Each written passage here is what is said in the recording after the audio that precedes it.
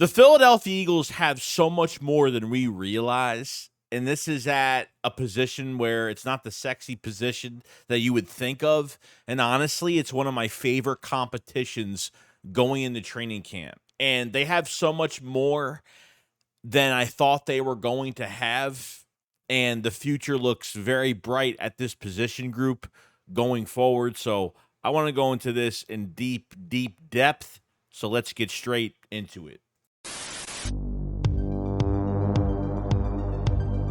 A killer buried, but not dead. Darren, we better turn around. Because I've seen enough horror movies to know any weirdo wearing a mask is never friendly. Yo, what is going on, guys? I hope everyone's having a fantastic day today. So I'm going to go over some news for the Philadelphia Eagles. Now, the position I do want to talk about today is the offensive line. And I think right guard is probably one of the most exciting positions. Okay, you sign Landon Dickerson to a long-term extension, which is fantastic. Your left side is pretty much solid right now. And yes, Cam Jurgens is moving to center this year. Okay, are you getting an upgrade over Jason Kelce with Cam Jurgens? 100% you are not. Okay, but we want Cam Jurgens to not be another Jason Kelce. Could turn into Jason Kelce, but we want him to be his own player going forward. Obviously, Lane Johnson's going to be here for a couple more years. We'll see how that goes. But right guard, obviously losing Jack Driscoll, Sua Opeta, and obviously Tyler Steen getting those growing pains a little bit last year when he had to start a couple games. He had to kind of go in there and do his thing, and didn't play great, didn't play bad, but you got to start somewhere. Okay, you got to be thrown to the fire at some point and really showcase some things. I mean, even Jeff Stout and the offensive line coaches talked about Tyler Steen as being, kind of moves or it reminds him of Brandon Brooks in a lot of ways. So hopefully Tyler Steen had another great offseason, working out, getting bigger, doing his thing, just, getting with the program and obviously going to training camp. It's going to be a lot more fun, a lot more entertaining to see where he has come in this competition at right guard going forward. But then I think about other things. I think to myself, man, what is the dream at right guard right now? What is the dream? Because Mekhi Becton is probably the one we're all rooting for the most out of anybody right now. I mean, this man is 25 years old. 25. It's absolutely insane. I mean, you can't ask for a better type of gamble that you would get with him at 6'7", 363 pounds.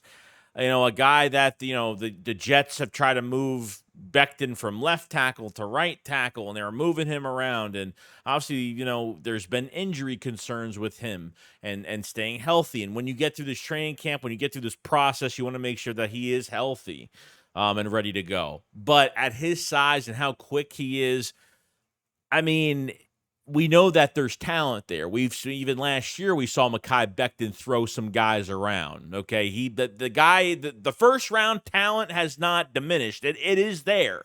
We know it's there.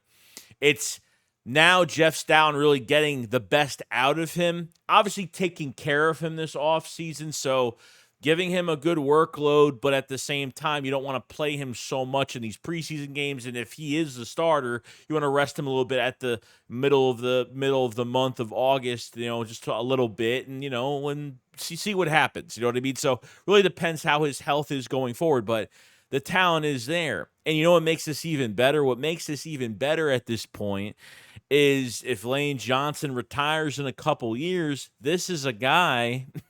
This is a guy that can literally just go to right tackle after this year. Sorry, in a couple years. Push him out to right tackle. So you have that with him because he's played the position before, but guard is going to be a little bit different. But they have put him there with the first team. And now putting the full pads on, we're really going to see how things are gonna go when we get to that joint practices and obviously these preseason games going forward. There's no other player. I mean, I'm always rooting for everybody, but if there's one player that wants to, I love that comeback story. First round pick for the Jets. Injuries didn't work out. The Jets are cursed, and that team never goes anywhere at this point. Just a guy that climbs his way back up to the top and say going to the Eagles and being with the best offensive line coach in the league and turning him into the monster we know that he is. Okay. And you literally have a first round talent at 25 years old on the last year of his contract in Philadelphia. And it's the best on every side, from the coach's perspective, Howie Roseman. When this signing did happen at that moment, it was a steal signing, a low risk, high reward move.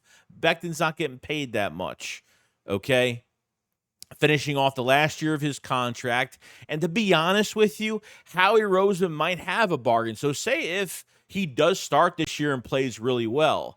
Now, does he get the most monstrous contract that they do want to extend him? I don't think so. We'll see what happens at the end of the year. But if he does play well, I think it could be a mid-tier contract where Howie Roseman will work out the cap hits. And theoretically, if he works out at right guard and Lane Johnson, like I said, Lane Johnson's gone in a couple years, you're gonna have to pay him big money later on.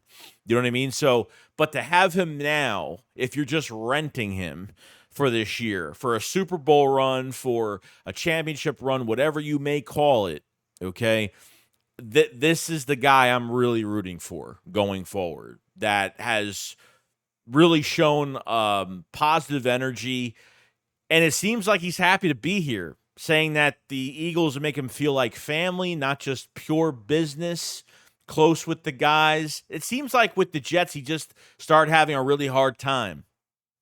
It was more of a business aspect than it really was get close relationships with the New York Jets. And honestly, the Eagles have good relations with the Jets, especially both GMs. Okay.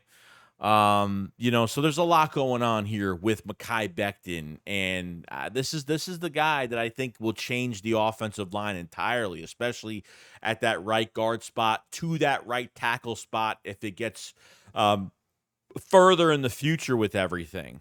But I think there's massive upgrades behind Mekhi Becton. We talked about Tyler Steen to see what he's going to look like during training camp. But even Trevor Keegan winning a national championship, starter for 3 years.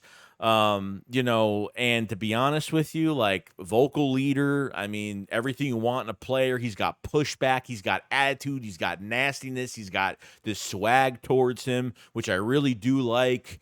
Didn't give up a sack last year at all, which is great. And I know he was dealing with a little bit of an injury during mini camp and OTAs. So hopefully he's okay, because I know he did miss some time with a little injury, so he wasn't practicing for a while. We'll see how he is when he gets to training camp and full pads and what's going on with him. So I think Trevor Keegan, possibly, it could be another guy that could take that right guard spot. But the depth is what matters. Like I said, you lost Jack Driscoll, which he wasn't that great. I would say he was a better right guard than a right tackle, but then he's been very inconsistent the last few years since he's got him from Auburn. And obviously, Opeta was a really good player for us. I thought as a backup, he was great. He covered both guard spots really well, could play both sides. And if you needed him for a game or two or a series or something like that, he took reign of that. And this is what Jeff Stoutland does. These backups are getting contracts with other teams, which is showing you that he's doing his job well and he's doing it right. You picked up Dylan McMahon that could play all three interior spots, has played a lot of center, both guard spots. So this is great for the backup center role, because we're going to need a backup just in case. You never know what can happen. We're going to find out if Cam Jurgens is as tough as Jason Kelsey ever was. Trust me, Jason Kelsey dealing with so many injuries every single year, and there'll be games where his elbow could be out of his socket and he's still playing, and he's bruised up, and he's a soldier, man. And hopefully, Cam Jurgens could fit that mold of toughness at that position, because it's not an easy position to do. You're quarterbacking the offensive line, and having a guy behind him would be nice as well. So, I like Dylan McMahon a lot. I think this could be your Sua Opeta type player, but I think can be better, and I think, and obviously can play one more position than what Opeta could play. Then both guard spots, can play center too, so I really do like him. So looking at the offensive line really as a whole as of right now, I think where the value is right now is obviously if you're not starting for this offensive line, and this is what's been going on in Jeff Stoughton's room since he's been here. If you're not starting as an offensive lineman, you have to be an offensive lineman in the room that could play multiple positions and played multiple positions well. Mekhi Becton has pretty much been the backup at every freaking position on the offensive line, besides like center. They've put him everywhere. But he can play if Mulata gets injured. Say Mekhi Becton like is the starting right guard, and maybe they have to move him. What if Jordan Mulata, knock on wood, Jordan Mulata, has a little injury or something like that, has to miss a couple games. You move Mekhi Becton to left tackle, and then obviously you can move someone to right guard that has had a lot of reps, like Trevor Keegan or something like that. And if Mekhi Becton isn't starting, they could start him at left tackle. If he's the backup to everybody on that offensive line besides center, and they play him everywhere this training camp, and he's moving around, and he could take over some spots, then you have options available. And I think Mekhi Becton's value is a lot bigger than we realize, not just for now, but a future contract plus a future at right tackle could be in the cards for Mekhi Becton. Okay, so this isn't the sexy position that everybody's talking about, but I think as of when we look at what's going on at cornerback, what's going on at linebacker, defensive end, what's going on there, right guard, as we're talking about now, wide receiver 3. I mean, we could go over all these positions where there's a lot of competition at certain spots. But I think offensive line, I think we're going to be completely set for a lot of years. Okay. And obviously Mekhi Becton is my favorite of the bunch because the talent is there, and most likely the guy can win it all is going to be him.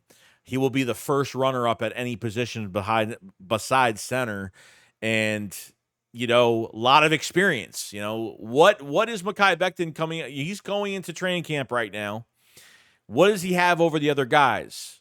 A lot more experience. Tyler Steen is the second guy that has the experience, but Mekhi Becton is the number one guy that has the most experience.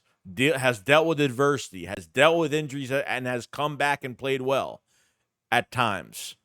So it's really up to Jeff Stoutland how much he's going to get out of him, get all the good out of him. Okay, Jeff Stoutland could turn a practice squad offensive lineman into a good backup role, a good rotational backup role if he needs to, be there, if somebody gets hurt or something like that. You turn good players into great players into Pro Bowlers. You could do. That's what he does. And it's amazing how he works. This is the only coach from our Chip Kelly era. This is the last coach that we have from the Chip Kelly era. And thank God Doug Peterson kept him around.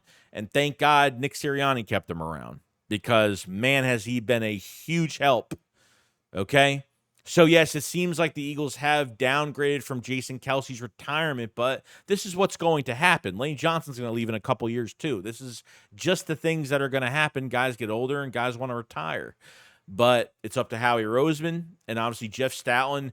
Jeff Stoutland takes care of everything. Howie Roseman obviously picks the players, but when it comes to offensive linemen, Jeff Stoutland is like the guy that's giving Howie Roseman all the information. Like, I don't even think Howie Roseman even looks at offensive linemen at this point. I think he literally leaves it 100% because the trust is there 100%, where Howie Roseman can take his eyes off the offensive line, let him deal with it, and he could work on other things, take more pressure off of Howie Roseman in the offseason for free agency, the draft, all that stuff.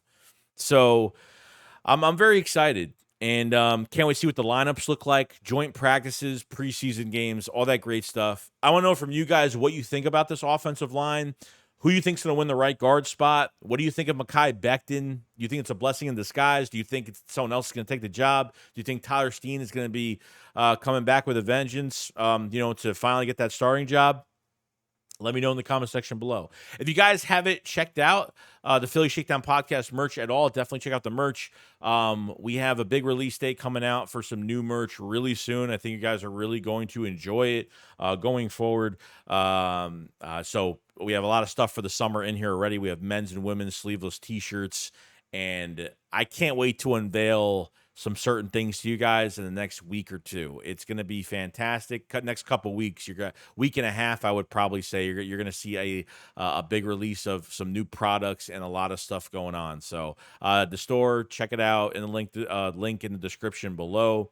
And that's it. If you haven't subscribed, subscribe to the channel for Eagles news every single day. We'll be going over all of training camp every single day. We'll be streaming the preseason games. We'll be going over every single step of the way with this team and where it's going, but I wanted to give my opinion on the right guard position and how I feel about it and who I'm really rooting for. And I think offensive line-wise, until we get the pads on, see what these guys are made of, I think we're going into a really good direction with this offensive line going forward. Guys, let me know in the comment section below, and I'll see you guys on the next one. Shakes, what up, follow side. Peace out, guys. Peace.